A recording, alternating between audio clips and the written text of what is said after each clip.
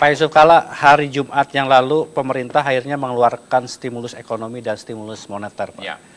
Tujuannya adalah bagaimana kemudian ekspor didorong, konsumsi yang tidak produktif yang sampaikan Pak Sofyan Wanandi itu bisa dikurangi, investasi didorong. Sementara di sisi moneter adalah mencoba merelaksasi khususnya mengenai deposito falas dan ketersediaan falas di pasar. Di kacamata Pak Yusuf Kalla, sudah cukup memadai atau belum? Ya tentu paket kebijakan itu bagus, walaupun sebagian besar juga pada pelaku usaha menganggap belum cukup. Tapi begini, pada intinya sebenarnya kebijakan itu ialah mengurangi defisit, meningkatkan devisa. Ada banyak hal yang lebih mudah dibanding dengan kebijakan itu. Contohnya saja ingin meningkatkan ekspor. Ekspor itu kan bukan ekspornya ditingkatkan, bagaimana devisanya masuk. Nah sekarang kan banyak ekspor kita tapi devisa tidak masuk. Begitu banyak perkebunan yang dimiliki asing, pastikan devisanya tidak masuk ke kita. Atau juga pertambangan di luar ya Pak ya? Ya di luar. Nah ini kan tahun 2008 itu salah satu kebijakan yang kita setuju ialah semua ekspor itu agar dengan LC. Memang butuh administrasi agak lebih rumit, tapi jauh lebih baik dibanding dengan barangnya keluar, devisanya tidak masuk. Itu kan sangat berbahaya itu kan. Kemudian yang kedua, kalau keluar harus pakai administrasi juga. Artinya mau kemana duit ini. Itu penting. Dan itu tidak hanya berlaku, justru lebih ketat uang keluar di Singapura dan di Amerika dibanding kita. Kita jauh negara yang paling bebas dibanding dengan katakan Singapura. Anda keluarkan uang Singapura $10.000, itu ditanya kemana-mana kan. Di Amerika lebih-lebih. Nah, itu kita harus belajar dari situ. Bahwa setiap barang yang keluar negeri ini, boleh apalagi bebas, tapi harus tercatat DLC, ya Pak ya? sehingga jelas kemananya. Itu jauh lebih mudah daripada segala meningkat ekspor pada kondisi dewasa ini. Itu dulu yang kita buat. Sehingga tidak terjadilah katakanlah penyeludupan devisa atau lowering price. Itu dulu kita harus laksanakan.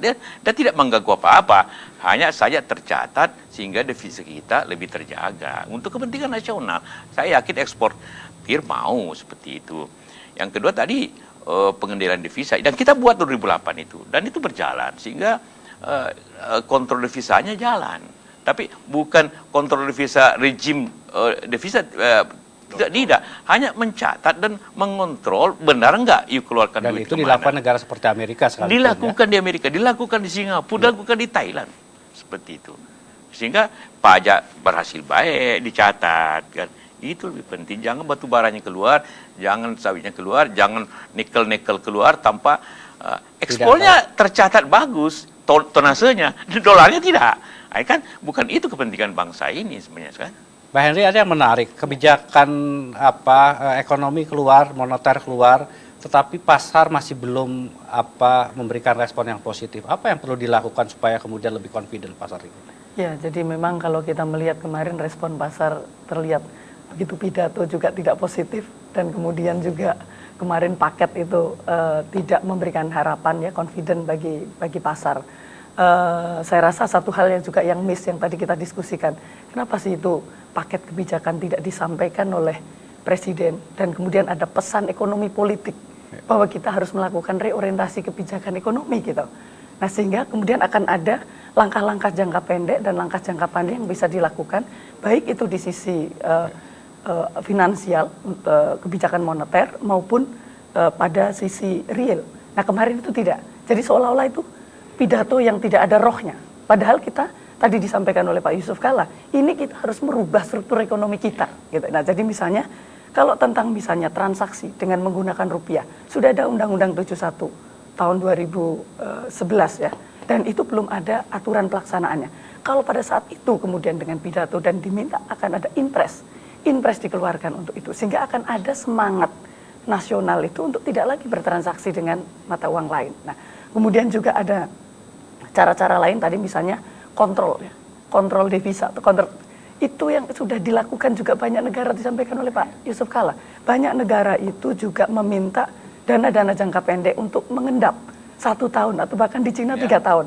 Itu harus ada keberanian di situ. Itulah yang disebut dengan momentum untuk melakukan reorientasi kebijakan ekonomi. Nah, kebetulan di dalam paket ini, kenapa tadi Mas Tommy mengatakan direspon negatif? Karena tidak jelas message-nya. Sebenarnya ini solusi jangka pendeknya apa? Solusi jangka panjangnya apa? Misalnya kalau kita melihat dari sektor real, satu aja contoh misalnya untuk meningkatkan daya beli masyarakat. Yang di underline kemarin oleh Menko Perekonomian adalah mengendalikan inflasi dengan merubah kuota impor daging dengan mekanisme impor. Tetap message-nya adalah dengan impor. Beda sekali dengan kalau message-nya adalah ini akan menggunakan optimal produk dalam negeri. Nah, jadi message tadi tidak ada. Nanti saya ingin tanya kepada Pak Sofyan. Pak Sofyan, apa hal yang bisa dikontribusikan pengusaha untuk membuat langkah kebijakan itu bisa berjalan jauh lebih baik? Namun kita harus jeda saat, kita harus mendengarkan terlebih dahulu headline news pada pukul 22 waktu Indonesia bagian Barat. Nanti tetaplah di Economic Challenges.